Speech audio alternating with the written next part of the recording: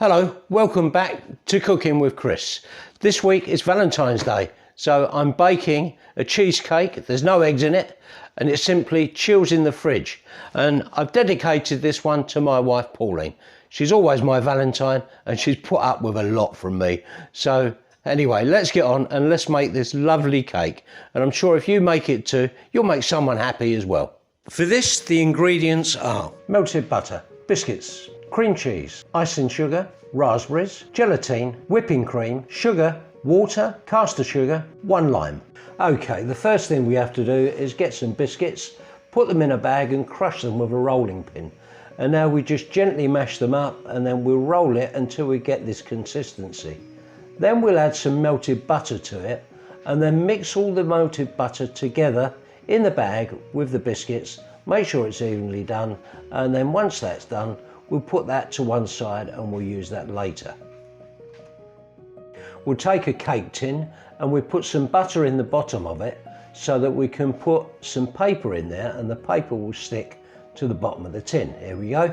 We put that in, and then what we're going to do next is get some acetate film and put that around the edge of the cake tin, making sure that we've got enough on the top of the cake tin to take all the contents. Now we take our biscuit mix and we put it into the base of the tin, and then what we'll do is press it evenly with a spoon so that it goes all the way around the tin.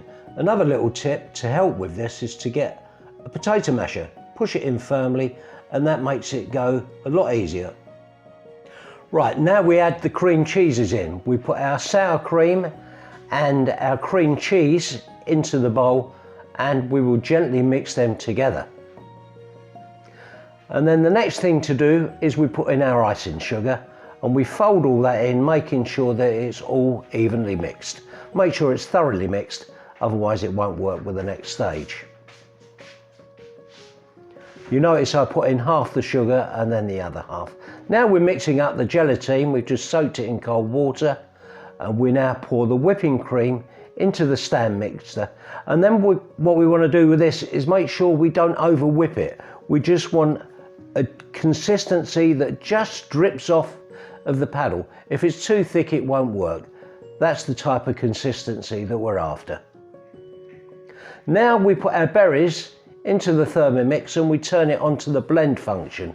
And we're going to blend these berries until they come to a very smooth paste. Thermomix is great for this because it really does a proper job. So we'll just turn that on and wait for that. There you can see the lovely consistency that we want. We're now going to pour this into a sieve and press it down with a spatula so that we can puree the mix.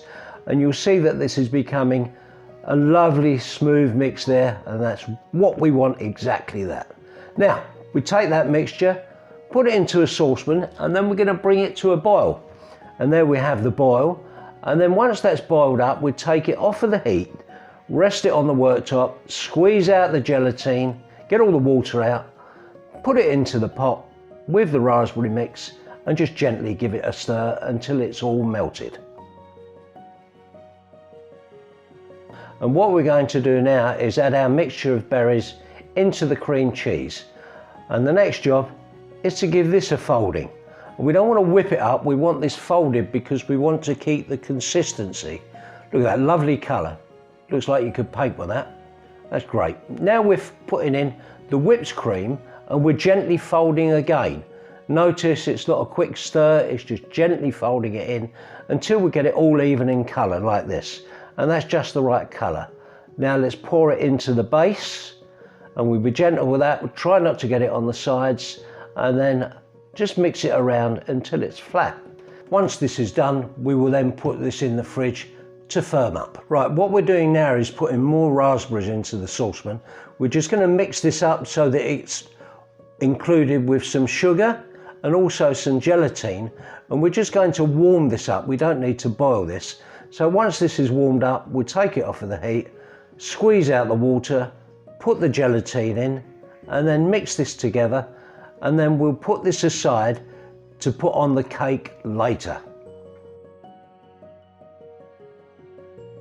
Right, we'll cut a lime to get 30 grams of juice from that. And we give that a squeeze on the press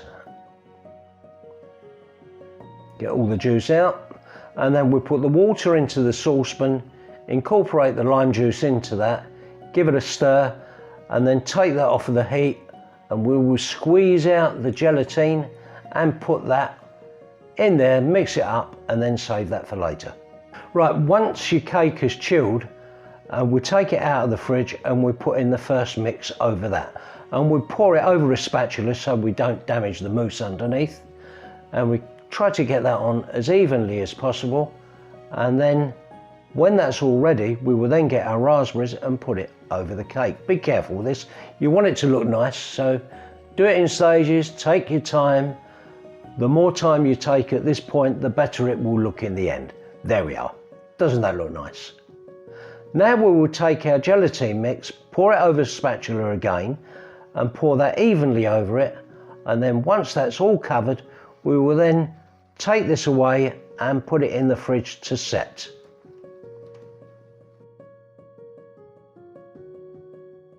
Okay, it's out of the fridge. Cool, look at that, it looks brilliant. Time to take off the acetate and see what it looks like. Peel it gently off, and I can see that that looks absolutely fantastic. Blow me on trumpet here, but that does look good, and I bet it tastes great as well. Oh, can't wait to eat this one.